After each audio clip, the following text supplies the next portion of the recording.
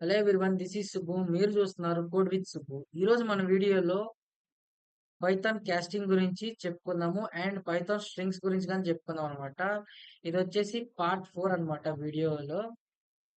ఈరోజు ఏంటంటే Python casting గురించి చెప్పుకుందాం. పైథాన్ కాస్టింగ్ అంటే మనకి పైథాన్‌లో ఒక డేటా టైప్ నుంచి మనం ప్రీవియస్ వీడియోలో డేటా టైప్స్ గురించి చూసాము. అంటే ఒక డేటా టైప్ నుంచి ఇంకో డేటా టైప్‌కి చేంజ్ చేయటమే పైథాన్ కాస్టింగ్ అంటారు. దీంట్లో 2 టైప్స్ ఆఫ్ కాస్టింగ్ ఉంటది.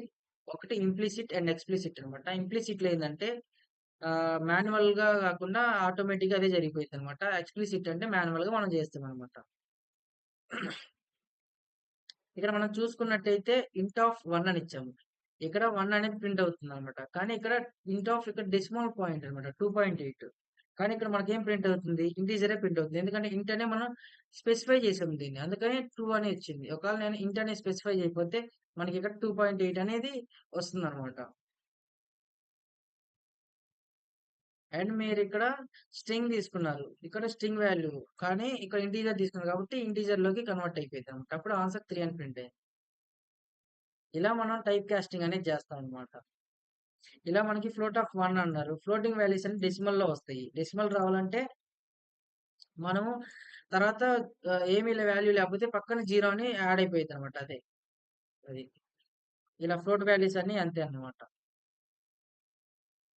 అండ్ మనము ఇక్కడ స్ట్రింగ్ ఎస్1 అని ప్రింట్ పోయిద్ది. ఇక్కడ స్ట్రింగ్ ఆఫ్ 2 అన్నా 2 ఇక్కడ ఇంటీజర్ వాల్యూ బట్ మనం స్ట్రింగ్‌లో కన్వర్ట్ చేస్తున్నాం కాబట్టి స్ట్రింగ్‌లో కన్వర్ట్ అయిపోయిద్దనమాట. అండ్ ఇలా మన స్ట్రింగ్స్ కాన్సెప్ట్ అదే కాస్టింగ్. స్ట్రింగ్ అనే కాన్సెప్ట్ తెలుసుకున్నాం ఇప్పుడు స్ట్రింగ్స్.